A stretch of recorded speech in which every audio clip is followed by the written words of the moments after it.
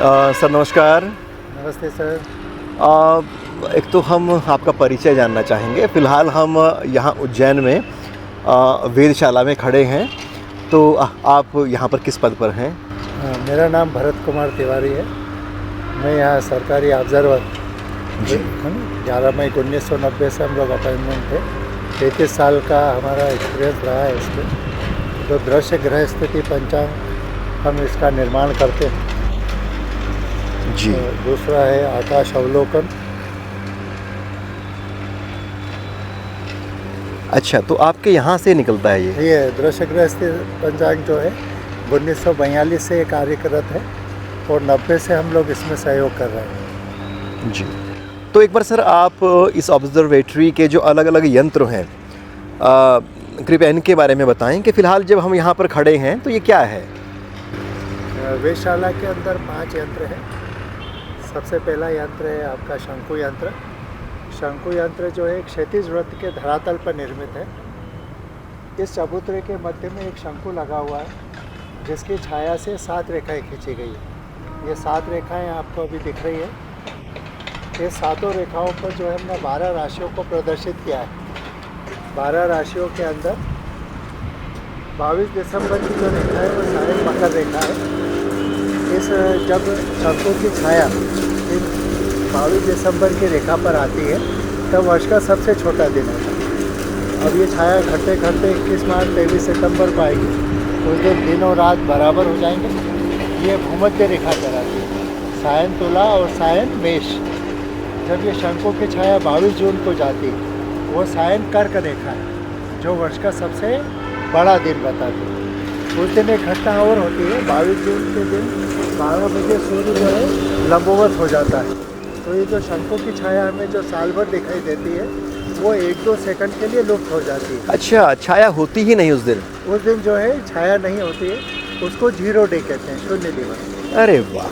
तो ये एक महत्वपूर्ण यंत्र रहा। इस यंत्र को आपने क्या कहा, क्या नाम है इसका? इस यंत्र का नाम शंकु यंत्र। शंकु यंत्र। तो इसके बाद हम आइए बढ़ते हैं आगे। सम्राट यंत्र। तो सम्राट यंत्र जो सामने यंत्र है इसको आप सम्राट यंत्र कह रहे हैं? इसको क्षेत्रीय भाषा में धूप घड़ी के नाम से भी जाना जाता है। जी। तो महाराजा मानसिंह जी के द्वारा राजा सवाई जयसिंह द्वितीय।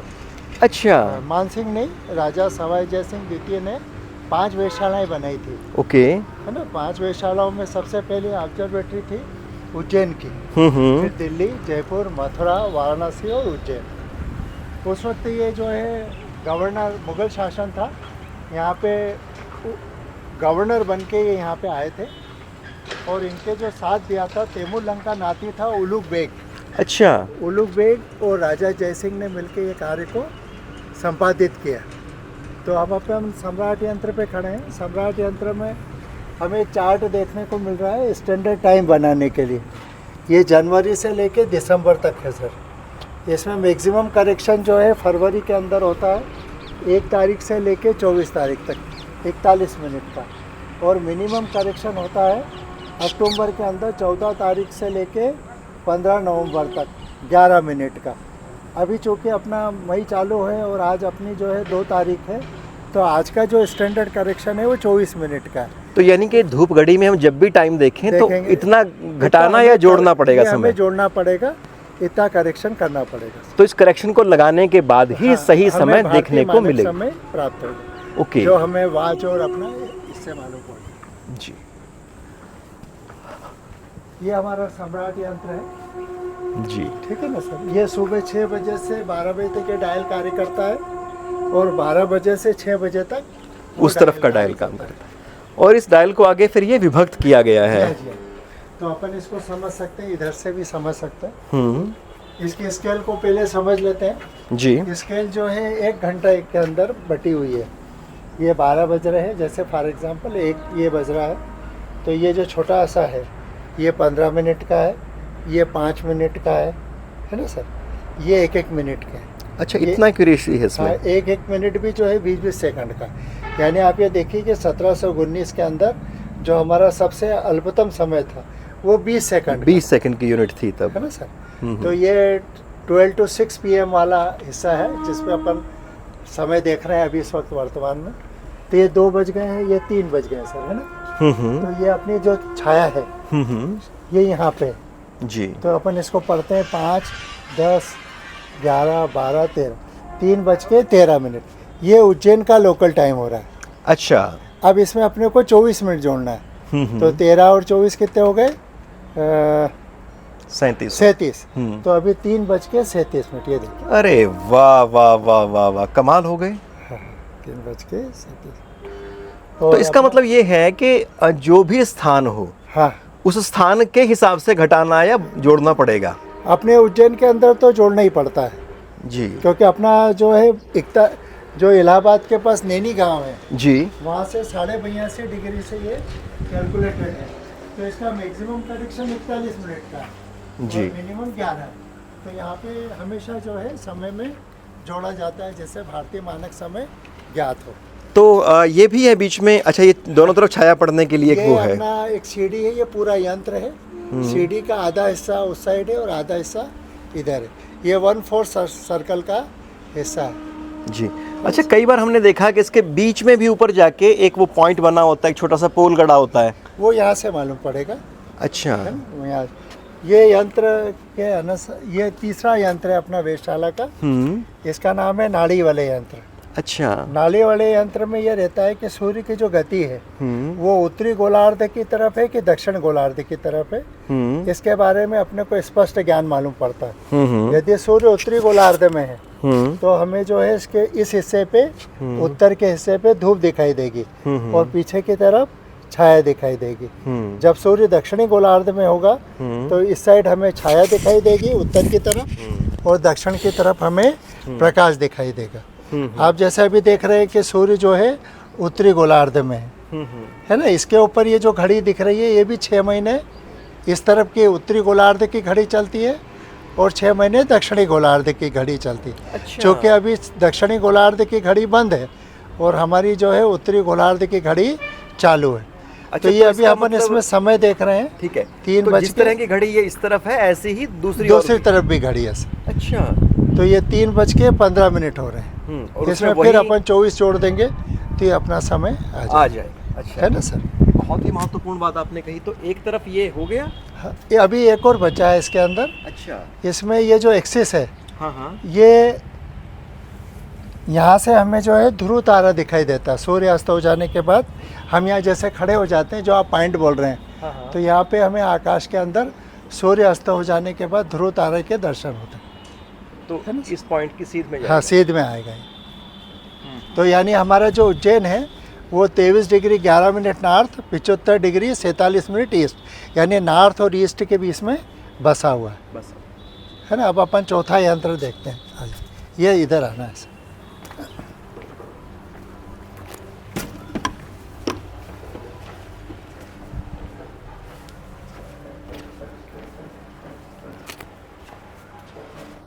ये देखिए सर, ये चौथा यंत्र है। ये बड़ा महत्वपूर्ण यंत्र है। इस यंत्र के बीच में गोल चबूतरे पर एक लोहे का दंड लगा हुआ है ना सर। इसके ऊपर जो है हम तुरी यंत्र लगाते हैं। तुरी यंत्र से क्या होता है कि ग्रह नक्षत्रों के उन्नतांश और दिगंश दोनों मालूम पड़ जाते हैं। तो उन्नतांश को अंग्रेजी में एल्टीट्यूड कहते हैं और उन्नतांश को दिगंश को एज़िमुथ कहते हैं। उन्नतांश का मतलब होता है क्षैतिज से किसी भी ग्रह की ऊंचाई, और दिगंश का मतलब होता है पूर्व पश्चिम दिशा के बीच की कोणात्मक दूरी। ये दोनों वैल्यू इससे ज्ञात हो जाती है। तो इसके अंदर तुरी यंत्र के अंदर क्या होता है कि एक सावल लगा हुआ होता है और दूसरा एक उसके नीचे सुई लगी हुई रहती है। तो जैसे मुझे अभी वर्तमान में सूर्य के उन्नतांश और दिगंश निकालने हैं, तो मैं उस यंत्र का मुँह जो है सूर्य की तरफ कर दूंगा, तो उसमें जो सावल है उसकी जो रीडिंग आएगी वो उन्नतांश बताएगी और जो सुई है वो दिगंश बताएगी। तो सर अब हम एक तरह से कहें 5वें यंत्र की तरफ आ गए हैं। हाँ। तो इस बड़े से यंत्र के बारे में बताएं, ये क्या है? ये यंत्र का नाम जो है सर भित्ति यंत्र है। यह यंत्र उत्तर दक्षिण वृत्त, उत्तर दक्षिण बिंदु ख मध्य को मिलाने वाली गोल रेखा के धरातल में बना हुआ है। तो उत्तर दक्षिण वृत्त का मतलब ये होता है कि ये जो दिशा है ये उत्तर दिशा है और ये दिशा दक्षिण दिशा है। इस यंत्र से ग्रहों के नक्षत्रों के नतांश ज्ञात किए जाते हैं। नतांश का मतलब होता है अपने सिरे से ऊपर किसी भी ग्रह का दूरी, अच्छा, वो हमें इस यंत्र के द्वारा मालूम पड़ जाती है। जब ये उत्तर दक्षिण गोल रेखा, मतलब इधर से जब हमारा ग्रह गुजरता है तब हमारा समय जो है उसका मध्याह्न कहा जाता है। यंत्र के ऊपर के सिरे पे 2 कीलें लगी हुई है सर, अच्छा, है ना। ये दक्षिण दिशा की कील है, ये उत्तर दिशा की कील है। आप वहाँ छोटा सा एक धागा देख रहे होंगे। हाँ हाँ, ये धागे से हम जो है उस यंत्र को, ये नक्षत्र को देखते हैं। तो कैसे देखते हैं कि यदि पूर्व पश्चिम वृत्त, पूर्व पश्चिम बिंदु के ख मध्य को मिलाने वाली गोल रेखा के ऊपर यदि वो यंत्र अपना ग्रह क्रॉस करता है तब वो समय हमारे यंत्र का रीडिंग लेने का समय रहता है। तो हम धागे से उसको यहाँ पे खड़े होके, ये घड़ी एक्चुअली 12:24 पे ही चलती है। अभी ये चलना बंद हो गई है क्योंकि 12:24 पे ही हम इस यंत्र से रीडिंग ले सकते हैं, क्योंकि उसी समय ये मध्याह्न मतलब जंप करता है। तो मध्याह्न काल उसी समय होता है, तो वहाँ से हम धागा लेते हैं और यदि देख लेते हैं कि कोई भी ग्रह उत्तर में है या दक्षिण में है तो उस पट्टे का हम उपयोग करते हैं। यदि मान लो अभी जैसे उत्तरी गोलार्ध में है तो हमारे ये पट्टे का उपयोग होगा। तो इसमें छाया बनती है सर। तो कैसी छाया, जैसे अभी अपन ने वो आगे देखी, उस छाया से जो हमने नाड़ी वाले यंत्र में देखी है उत्तरी गोलार्ध की तरफ, तो वो छाया कम से कम सर 1.5 फुट बड़ी बन जाती है। तो उससे धागे से हम लोग यहाँ पे खड़े होके उस यंत्र की रीडिंग नोट कर लेते हैं। तो वो जो रीडिंग आती है वो नतांश कहलाती है। अच्छा, तो नतांश में जैसे हमें मालूम पड़ जाता है कि ये उत्तर दिशा का नतांश है या दक्षिण दिशा का नतांश है, उसको यहाँ के अक्षांश में से घटा देते हैं तो हमें शुद्ध नतांश मालूम पड़ जाता है। तो इसका सूत्र है नतांशभ्यो क्रांति सूर्यभुज। सूर्य सिद्धांत का 14वें नंबर का श्लोक है ये। उससे हमें इसकी क्रांति भी मालूम पड़ जाती है। नतांश बराबर क्रांति माइनस अक्षांश नतांश। तो इस तरह से ये छोटा पर बहुत ही सटीक सूचना देने वाला, यस, ये पूरा वेधशाला का डिज़ाइन है, उसका निर्माण है। जी जी। तो आपके यहाँ तो बहुत सारे बच्चे अलग लोग आते रहते होंगे इस यहाँ बात पे के लिए। अभी हमारे स्कूल के बच्चों का टूर रहता है सर, तो हम लोग उनको गाइड भी करते हैं। शोधार्थी भी आते हैं यहाँ पे, ज्योतिष के जानकार भी आते हैं, खगोल के विद्वान भी आते हैं। पिछले साल हमने खगोल शिविर लगाया था तो उसमें आदरणीय इसरो प्रमुख सोमनाथ जी भी पधारे थे। अरे वाह, उन्होंने भी जो है इसके ऊपर कार्य करा था जी। तो वो भी इस पे काफ़ी अप्रिशिएट किया उन्होंने, और पंचांग को भी उन्होंने काफ़ी अप्रिशिएट किया है। ये नतांशभ्यो क्रांति सूर्यभुज सूर्य सिद्धांत का 14-15 नंबर का श्लोक है। यदि मुझे शुद्ध नतांश निकालना है तो दृश्य नतांश -10 करना पड़ेगा। क्रांति निकालना है तो अक्षांश में माइनस दक्षिण नतांश करना पड़ेगा। इससे हमारा चार्ट दिया हुआ है, ये चार्ट से हमें क्रांति भी मालूम पड़ जाती है और अक्षांश भी मालूम पड़ता है। वही मालूम जी। तो इस तरह से ये बहुत महत्वपूर्ण एक पांचों यंत्रों की मैंने आपको एक सटीक जानकारी, जी जी, जितना मुझे ज्ञान था उतनी आपको प्रदान कर दी। नहीं, बहुत महत्वपूर्ण तरीके से आपने ये असर जानकारी दी है।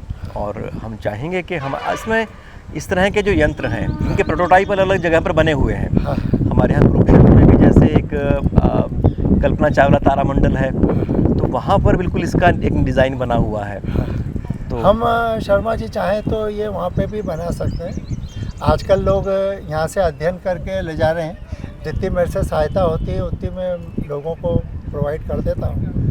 मैंने एक प्रायोगिक वेधशाला भी लिख रखी है, तो वो भी अपन चाहे तो उसका भी उपयोग कर सकते हो आप लोग, मतलब कंस्ट्रक्शन के अंदर। जी। तो अभी जैसे आप यहाँ पास में डोंगला करके गांव है, वहाँ पे भी ये सारे ऑपरेटर्स बन चुके हैं शर्मा जी। आप वहाँ पे भी जाएं तो वहाँ घनश्याम रत्नानी करके एक हमारे मित्र ही हैं वो। अरे वाह, उसने वहाँ पे काम करा, उसने यहीं आके सीख के भी काम करा। जी, सिर्फ आपका बहुत बहुत शुक्रिया सर। और ये हमें बहुत नई बात पता चली कि वेधशालाएँ आगे भी इसके शैली पे बन रही है और लगातार इसका प्रचार प्रसार हो रहा है। तो आपको बहुत सारी शुभकामनाएं इस कार्य के लिए। नमस्कार।